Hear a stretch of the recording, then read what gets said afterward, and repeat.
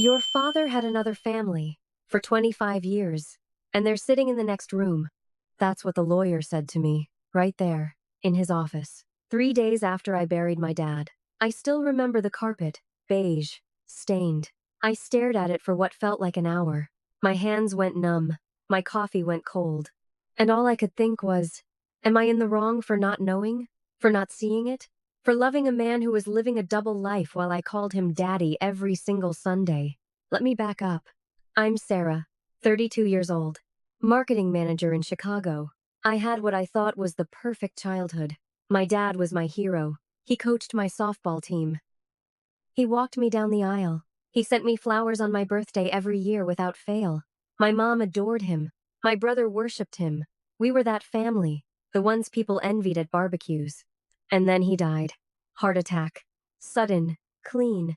No warning. We buried him on a Tuesday. Beautiful service. 200 people. My mom held my hand the whole time. I thought the worst was over. I was wrong. Because 3 days later the lawyer called. We need to discuss the will. There are complications. I figured it was taxes, debts, maybe a secret gambling problem. I drove to that office thinking I was prepared for anything. I wasn't prepared for her, or them. 2 women walked in after me. One was my mother's age, elegant, tired, hollow-eyed. The other was my age, same brown eyes as mine, same chin. And when she looked at me, she didn't look confused. She looked resigned, like she'd been waiting for this moment her whole life. If you were me standing in that room, watching your entire reality crumble while a stranger who looks like your twin sits across from you, what would you do? Would you scream, cry, run? Because I did all 3, and I'm still not sure if I was in the wrong for any of it. Stick around, because what happened next? It gets worse, way worse. So, there I was, in that beige, stained carpet lawyer's office, 3 days post-funeral. Still wearing the black dress I'd buried my father in because I hadn't done laundry. Because grief does that to you, it makes the simplest tasks feel like climbing Everest. The older woman, let's call her Linda, because that's her name, she sat down like she owned the place, like she'd been there before. And the younger one, Maya, she wouldn't stop staring at me, not in a creepy way, in a familiar way. Like she was looking in a mirror and didn't like what she saw. Sarah, the lawyer said, shuffling papers. Your father's will. It's unusual. Unusual how? My voice sounded foreign, thin, like it belonged to someone else. Linda answered before he could. He left everything to be divided equally, between both families. Both families. Those 2 words. They hit me like a physical blow. I actually flinched. My hand went to my chest like I could push the pain back in. What do you mean, both families? I whispered. Maya finally spoke. Her voice was soft, apologetic, and that made me angrier than anything. I'm his daughter too, she said. I've known about you my whole life. He told me I had a sister. I never thought we'd meet like this. A sister. I had a sister. My dad had a whole other daughter. I laughed. It wasn't a happy laugh. It was the kind of laugh that bubbles up when your brain is trying to protect you from shattering completely. This is a joke, I said. This has to be a joke. Mom is at home right now, crying into his old sweaters. And you're telling me he had what? A weekend wife? A Tuesday family? Did he keep a calendar? Monday, Sarah's soccer game. Wednesday, Maya's piano recital. Was that how it worked? The lawyer cleared his throat. Sarah, I understand this is... No, I cut him off. You don't understand. You don't understand anything. My dad was at every single one of my games, every parent-teacher conference, every holiday, every birthday. He was there. So when exactly did he have time to... I gestured wildly at Linda and Maya to build an entire second life. Linda's eyes were dry, too dry, like she'd cried all her tears years ago. Nights, she said quietly. Business trips, conferences. He told me he was a consultant who traveled constantly. I believed him for 20 years. I had no idea about you either, Sarah. Not until he got sick. Sick? That word stopped me cold. What do you mean, sick? I asked. He had a heart attack. It was sudden. The doctors said. He had cancer, Maya interrupted. Stage 4. For 18 months. He knew. He knew he was dying, and he never told either of us about the other. Not until 2 weeks before he died. He made us promise to meet with the lawyer together, said it was his final wish. 18 months. My dad had been dying for a year and a half, and I didn't know he'd been planning this, orchestrating this moment, this collision. I felt the room spin. He knew, I whispered. He knew he was dying, and he let us all think he was healthy. He let Mom think she'd wake up next to him for another 20 years. He let me think I'd have my dad at my future kids' graduations. And instead, he was, what? Playing chess with two families? Setting us up to destroy each other? Maya looked down at her hands. He said he loved us both, equally. That he never meant to hurt anyone. That it just happened. It just happened? My voice cracked. For 25 years? A double life for a quarter of a century just happened? Lady, I don't accidentally put on 2 pairs of pants in the morning. You don't accidentally maintain 2 marriages for 2.5 decades. The lawyer tried to intervene again. Ladies, perhaps we should. Where did he live? I demanded, ignoring him. When he was with you, where did he say he lived? A condo in the city, Linda said. He said he owned a consulting firm and traveled 3 weeks a month. The weeks he was traveling, he was with you. I thought about all those business trips. All those conferences in Phoenix, in Denver, in Seattle, the postcards, the phone calls. I'll be home Sunday, sweetheart. Miss you already. He was missing me when he was with them, and missing them when he was with me. And I bought every single word. The anger came then, hot and blinding. I stood up so fast my chair scraped against the carpet. You know what the worst part is? I said, my voice shaking. The worst part isn't that he lied. It's that he was good at it. He remembered our anniversaries, Linda. He remembered Maya's birthdays. And he remembered mine.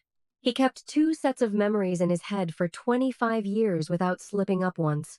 That takes skill. That takes dedication. That takes a level of calculated deception that makes my skin crawl. I turned to Maya. Did he ever forget your birthday? She shook her head, eyes wide. Mine either, I said. Not once. Not ever. Do you know what that means? It means every time he celebrated with you, he was thinking about how he'd have to do it again with me. Every gift he bought you, he bought a version for me. He wasn't loving 2 families. He was performing love, like an actor with 2 shows a night.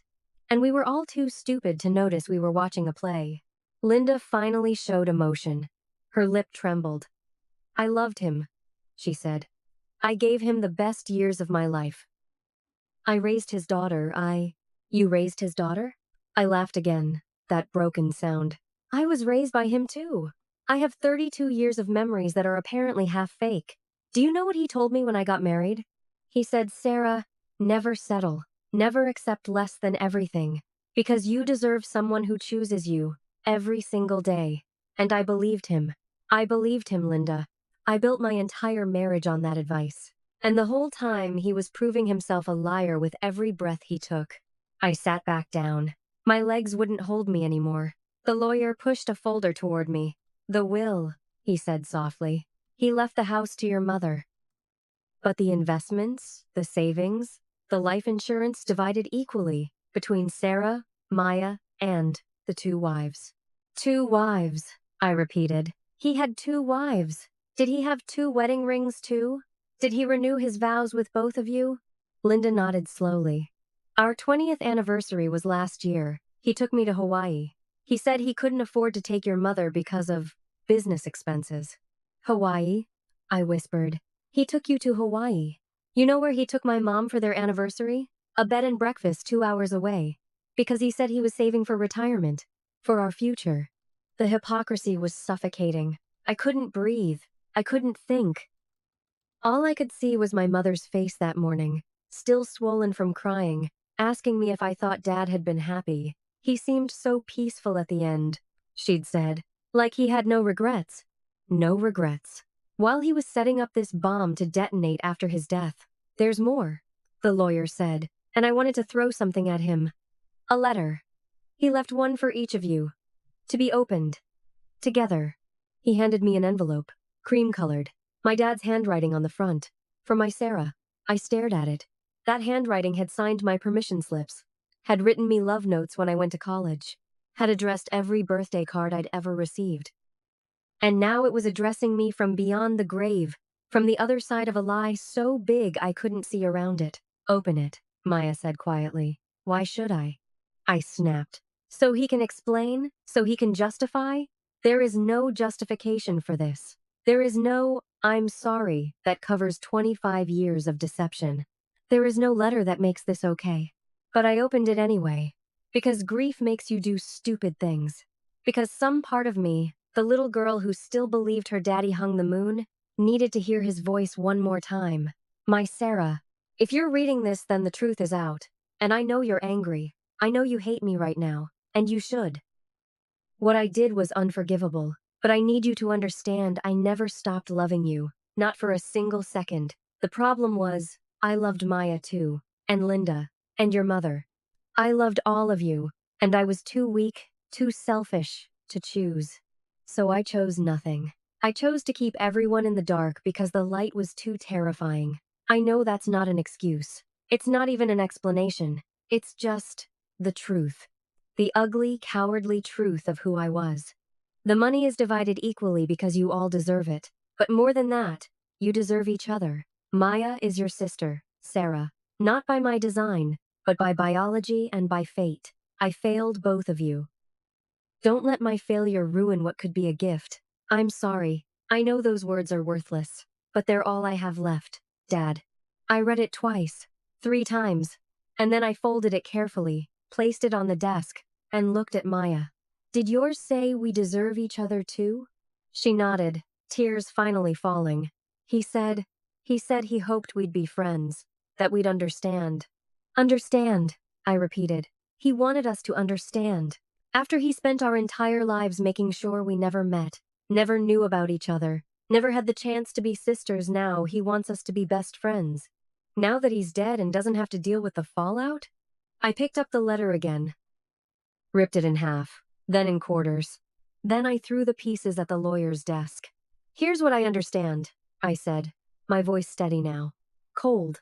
I understand that my father was a narcissist who got off on having 2 families worship him.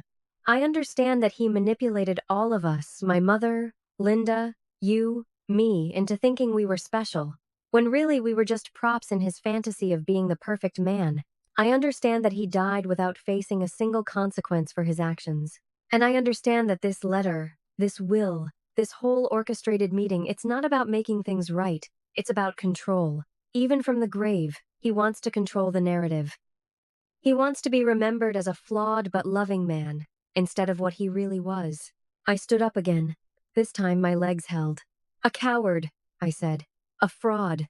A man who loved the idea of family more than he loved any actual person in it, and I refused to let him control my grief. I refused to let him turn my anger into some Hallmark movie moment where Maya and I hug it out and become sisters because Daddy wanted us to. I looked at Maya, really looked at her, and I saw it, the same pain, the same betrayal, the same rage, but I also saw something else. Hope. A desperate, fragile hope that maybe this didn't have to be the end of the story. I'm sorry, I said, and I meant it. I'm sorry he did this to you. I'm sorry you grew up in the shadows. I'm sorry you had to share a father who should have been wholly yours, just like I had to share him when I didn't even know it. But I can't be your sister right now. I can't be anything except furious and heartbroken and completely, utterly lost. I walked to the door, paused, turned back. Linda, I said, did he ever tell you he was proud of you? She nodded, confused. Me too, I said. Every day. I'm so proud of you, Sarah. You're my whole world. Turns out we were all his whole world. And a world that big? It's not a compliment. It's a lie too big to live in. I left. I walked out of that office and into the October sunlight, and I cried for 3 hours in my car. Not for my dad, for my mom. For the woman who was home right now, still mourning a man who'd been cheating on her for longer than I'd been alive. For the childhood I thought I had. For the father I thought I knew. And for Maya. For the sister I never asked for, never wanted, but couldn't quite bring myself to hate. Because hating her would be too easy, and nothing about this was easy. So here's how this ends. Or rather, how I decided it would end. I didn't go home right away. I drove. For hours. Through neighborhoods I'd never seen. Past parks where fathers pushed swings. Past restaurants where families laughed over dinner. And I thought about revenge. Real revenge. Not the petty kind I thought about exposing him. About standing up at his memorial service and telling 200 people the truth. About posting on Facebook, on Instagram, about making sure everyone who ever called him a great man knew exactly what he was. But then I thought about my mom. About the look on her face when she found out. About the additional pain I'd be causing. Not to him, he was beyond pain now, but to her, to Maya, to Linda, to everyone who was already bleeding. And I realized something. The best revenge wasn't destruction, it was reclamation. I went home. I sat my mom down. I held her hands, those hands that had held mine through every scraped knee, every broken heart, every disappointment, and I told her everything, every detail, every lie, every year. She didn't cry at first. She just sat there, very still, very quiet. And then she said something that broke me and rebuilt me at the same time. He was a good father, she whispered. Just a terrible husband, and an even worse man. She was right. He was a good father. To me, to Maya. He showed up. He remembered. He loved, in his twisted, selfish way. But being a good father doesn't erase being a bad person. And loving your kids doesn't give you permission to destroy their mothers. The next day, I called the lawyer. I want to contest the will, I said. On what grounds? He asked. On the grounds that my father was a bigamist, I replied. And in this state, bigamy voids certain spousal claims. Linda isn't his legal wife. My mom is.